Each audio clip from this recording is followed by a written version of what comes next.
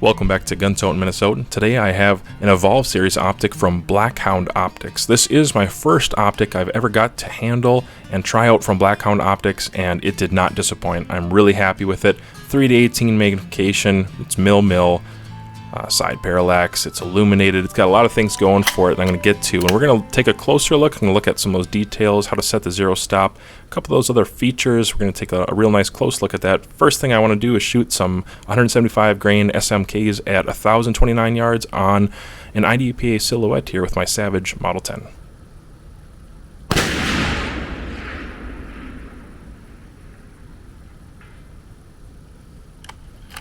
It's got a nice ring tonight.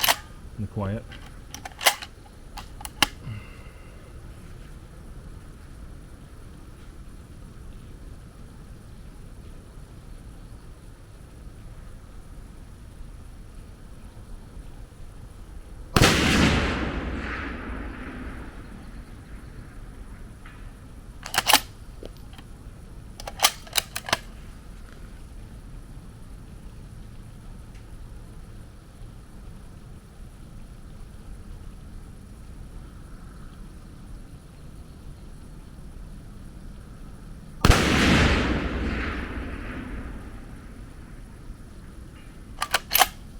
Alright, so when you know that you're good and zeroed, all you have to do, and this one is really simple, guys. It's actually one of the more simple zeros I've ever set.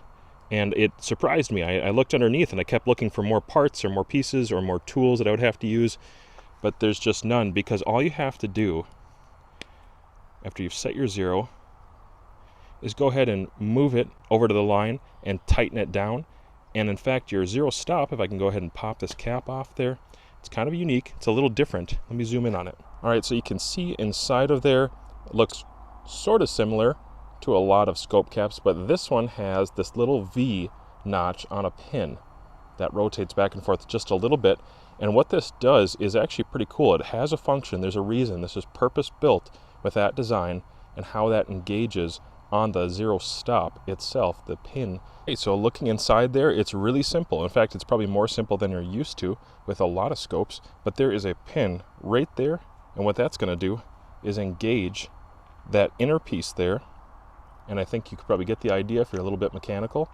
Once I go ahead and drop it on that zero, I will tighten it down, kind of give it a little bit of a firm push down while I go ahead and tighten up those Allens. Just a reminder, when you tighten up the Allens, it's just enough to engage. It is stainless steel inside, stainless or brass, either way, you just don't need to crank on these things. It's just enough to engage and pull the turret and make sure that it rotates along with the dial, the exposed housing that you're grabbing onto. You don't need to tighten these things down with like a huge amount of force. Just enough, snug enough that it will now actually rotate. And let me get my hand out of the way. I want to show you something I think is kind of cool. Okay, so check this out. The zero is set, but I can actually go down 2/10 from my zero the way it's set up right now. And the reason I like that is, you know, basically this is on a rimfire right now, and rimfire is extremely temperature sensitive. I have a horrible time of that in the summertime or the winter time, and being able to actually change my zero by 2/10 and travel down just a little bit is really nice, especially if I wanted to have a 25-yard zero for NRL 22. I could do some creative things here between having it go 2/10 low or back up, or if I'm changing loads, if I'm not going to shoot the same load and one is slightly different, 2/10 down. That's really cool, and so I appreciate that a whole lot. These turrets, by the way, I'm going to go ahead and crank on them.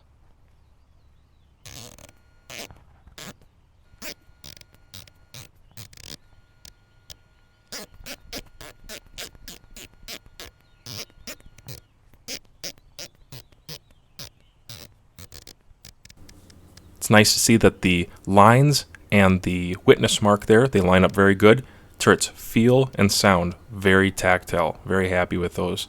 The lens pen here is a super useful feature that they have included, and it's just an extra in the box itself, but I hold on to it. I've got it permanently in my range gear that comes with me every time because it's just so useful. And so on one side, it's got kind of those almost padded feeling pieces, a couple different designs. I use them for my lenses, my camera, as well as my scope, and then a brush on the other side, a clip if you want to put it in your pocket. The flip-up caps on the optic are pretty much just your average flip-up caps, but coming with flip-up caps is the nice feature itself, and so I appreciate that. They fit really well. Parallax goes down to a little under 20 yards, which I'm very happy about. To have a 3 to 18 that goes down to a little below 20 yards and then up to infinity is great. Obviously, there's no numbers in between, but there were indicators, if you can see that, so you can kind of judge, which direction you're going. The illumination itself has 6 settings with off in between, which is exactly the way it should be set up. I found it to be daylight bright on level 6, but I really don't need it on daylight bright days. I need it more so in the evening or early in the morning, and I have done a couple of night shoots where it was sort of useful to have it on as well. So here's what it looks like at 18 power on level 6. This is the brightest setting on a very, very bright day, and I'm just going against my fence, actually, a fence at my property, and backing off a little bit just so you can see what it looks like if you're not on full power. And I'll go all the way down to the bottom of the range at 3 power so you can get an idea what that looks like with illumination at the smallest setting. I'm going to talk a little bit about that reticle in a second, but I'll just tell you, when it comes to illumination, I rarely use illumination, but I do maybe once a month, maybe twice a month, depends when I'm shooting, and certainly if I'm testing out an optic. And I was very pleasantly pleased with the feel of the illumination knob, the ability to just feel tactile in the clicks, and then having an offsetting in between, and the brightness. Of course, the brightness was great. Now, talking about the glass quality, talking about the reticle, the glass quality is better than what you see here. I'm going to be playing around with the parallax a little bit, going in and out of focus, so don't worry about glass quality. I'll just tell you right off the bat, the lenses, the camera, the recording process, it kind of dulls down the actual quality of the glass when you do this. It is good quality glass. It's one of the first things I noticed, and I kind of took it to my friends and I let them look at it, and I said, can you tell how good this is? I could actually pick it out. I do look through quite a few optics. If you watch my channel for a while now, you see that I do look through a lot, and this is really good. I'm very happy with the optical quality, and I mean all around the edges, using the optic in just about the full range of travel, and not seeing a bunch of chromatic aberration on the edges, not seeing horrible color distortion. I think it's pretty good, and so I'm very happy with that. Now let's talk about the reticle. You have 10 to the sides, you have 10 down, obviously, for a drop, and they have kind of their own reticle here with the holes and the see-through on the windage. That's a little unique and different. I like the center dot size. That's one thing I want to comment on. Really like the center dot size. The way that I shoot, I like to dial out to things, and so I also like having a little bit of, like the 2/10 breakup that I see on the windage line there. So I'll dial right to an optic and usually not hold over too much, and so I like using the windage, and that has 10 mils of windage. So if you're holding more than 10 or you need to dial, that's quite a windy day. So 10 mils of windage is fantastic. 10 mils of holdover is great on top of the dialing that I do if I need to go to extreme range. And then I really appreciate having 5 mils above the center dot. I think this is a very good design. It makes a lot of sense because if you dial in your data and you're a little high, now you can tell how high you were and what you need to come down. If you don't have anything above the center dot, you can't really tell how high your impact was, and you have to guess it out. And I just don't prefer to do that. Ammo is expensive right now, and so I appreciate that. I also really appreciate that they have another 2/10 breakup on the 3rd mil line, just above the reticle there. So there's 1, 2, and then the 3rd is broken up into 2/10 above the center dot. I appreciate that very much. I do truly use those very often, and so great job on the reticle. Again, glass quality was great. Alright, so it's got a great range, 3 to 18, and it's very smooth on the magnification ring, but having that assistant on there is really nice. I think it's nice and broad. It feels good. It's got grips and texture all over it, but it's not too rough. It's a very well designed piece, especially when my fingers are going to be wet or cold, sweaty or cold. I thought it was very good. Also a really nice texture on the diopter adjustment, or the focus for your reticle focus ring there. As you go out, it changes it, and I just spin mine all the way to the right, and then it's usually clear for my eye, but definitely test that against a bright blue sky sometime. Look at it, go back and forth until it's nice and clear. On both the CZ457 as well as the Savage, I ran the Blackhound rings just to give it a try. Now, they aren't a low ring, and typically I run low rings when I can, especially on this particular kind of rail. But the really nice thing is they throw in rings, guys. They're good quality rings. They held zero even on my stompy little 308 here. That does actually throw some optics around a little bit, or poor quality rings. I've had that before. It held zero just fine for this, and it gets you shooting. So I'm really happy to see those in the package. I shot an NRL 22 match using those rings and the optic combination. Shot pretty well, and I was really happy with my score that day. One thing I noticed is when I was shooting 22 with my wife, actually my wife shot this NRL match as well, as the eye relief is actually pretty generous. It did pretty well. My wife did great. She's totally new to NRL 22, but she loved the optic, loved the rifle setup, even though it was not set up for her and the eye relief was not set up for her. Obviously, the stock is a little too long. I'm 6'5". She's not. She shot great, though. Oh my goodness. All right. It's been a long day. I've been getting a lot of zero offsets, got a different ammo that I'm trying out. I have my long shot target camera systems here behind me, and I have the 3 to 18 mil. This one is from Blackhound Optics. It's a company that was really new to me. I've heard of them and I've seen some of their optics. This is the first one I've had in hand, and so it's the first one I've been able to test. I've done lots of testing. It's been on multiple rifles up to this point, but this is the first time taking it up to 1,000 yards real seriously, not just ring and steel. And I'm actually going to try to shoot for some groups with this new ammo. I'm hoping it works out well, but it's really, really warm out tonight, guys. It's pretty hot, actually. Upper 80s, but really high humidity. That's why there's nobody else at the range today. Shooting this optic, you know, let's see, the last time I shot it at my other range, you can shoot past sundown at the other range, and I got to try it out with some spotlights on targets at a little bit of distance. Really liked the reticle. The glass worked great for that. Here I still have some ambient sunlight. Here the sun has not actually gone down, and so it's pretty still out there. There's not much wind. I wish there actually was a little breeze. It would make it easier. But I'm going to go ahead and shoot this at 1,000 on my target camera with this new ammo. We'll see what it does, but I'll definitely be able to get some feedback from the optic. I might even turn on a little bit of low-level illumination. I think I'm going to set it to 4, setting 4, and that'll be good on this target I'm going to shoot on right here. And 11.7 is my data for this 175 grain load. I think that's right. We're going to go ahead and test it out. It's the first time trying it at 1,000. We'll just see if it groups well or if I shoot well in this intense humidity. Here we go.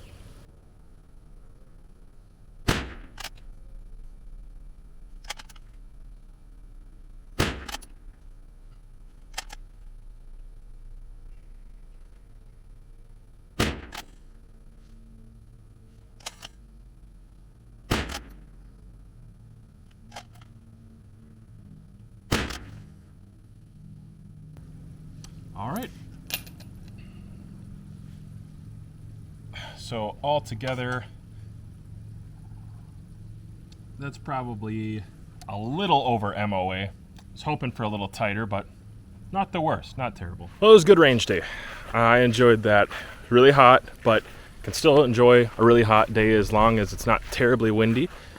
In fact, today I could have used a little more gust. You can see there's just not much going on at all. But wow, with that humidity, with kind of a lack of, if I can go behind me, it's just not very clear out there. And I'm done shooting now. Sundown has officially hit. It's just not that clear out there. But with a 3 to 18, okay, normally with a 3 to 18, even on a hot day, you just couldn't use the upper power, especially if the glass isn't that good. You know, you have the mirage, and then you just have the haze of poor glass sometimes with different optics manufacturers. You can't use it. You just can't use it. If it's really poor quality, you're going to be stuck down on, I mean, seriously, like 9 or 10 power is max. But today, I actually thought that was a pretty good piece of glass. I would have been able to tell, you know, as the sun is going down, it's super hot. My barrel was smoking today, you know, for a 308 to get that hot. Oh my gosh. Hopefully I didn't shoot up my rifling. We'll find out about that in the future. But I really thought the glass was great quality. I didn't have any issues spotting my hits on the steel itself. I mean, the steel target itself, I could see my hits on it just fine, guys. And so that's at a little over 1,000 yards with 308 hits, if I can speak. 308 hits on a white plate, you know, a big white plate down there. But I could see my impacts. I could see my misses in the grass even. That's where it's kind of more impressive. I kind of judge scopes by that. Can I see it in the brush, not just in the smoke cloud of the dust and the sand, because where I shoot, a lot of things have vegetation on them, and there's a lot of vegetation everywhere. I mean, look around me. When you're shooting, there's very few dry spots. It's a bunch of grass up there. So you need a good quality piece of glass. You need a little bit of a little bit of magnification if you'd want to do it well and spot your misses. And this one had everything I needed, lots of internal elevation. Like I said, I only have a 20 MOA base on that 308. I could have much more than that because it has 32 mils of internal E, and so I'm pretty sure I could take this out really far.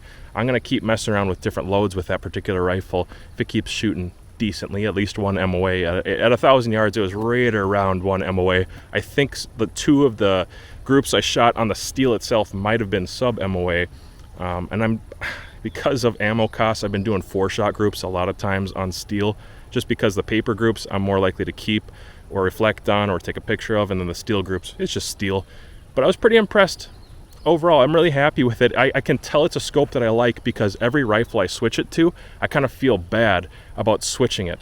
I want to keep it on the other rifle, and so it's one of those optics where you feel like, man, I want more than one of these because I like it so much. It's shooting really well. I like the reticle size. It's just a little bit bigger than some other ones that you've probably used before, but these 3D18s are becoming very popular, and it's for good reason. The range is very useful. You can go all the way down to 3 power, go all the way up to 18 power, and these ranges, I mean, I shot it as low as 6 power using holdovers. I could still see my target. I could still see the reticle on my target here at 1,000 yards using 6 power on that reticle. It was a little tricky to hold over. But that was really cool. And so I like that the reticle is usable. The dot is big enough. The illumination is fantastic for these kind of conditions. It was plenty enough. I was only on 4 when the sun was still out.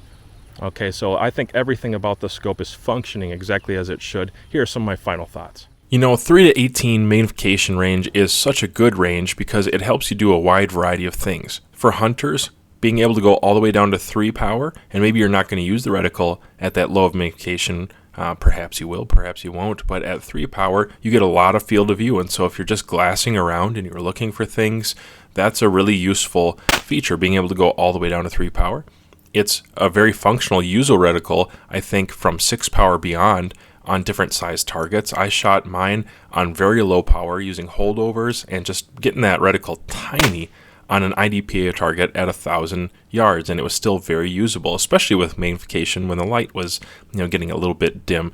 Very functional, and so I know that for hunting specifically, I think you're good to go. 18 power is plenty enough for anything I can even think of, even at long range, taking long range shots, hopefully kill shots, on animals or game.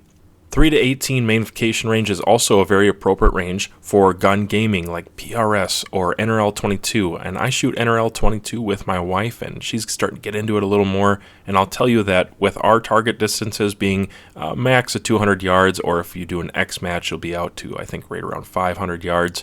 This is plenty enough. Remember, it has 32 mils of internal E, and that'll get you out very, very far. The 50 millimeter objective is fantastic. It lets in, or it collects, or funnels an appropriate amount of light, and so I think that isn't an issue at all.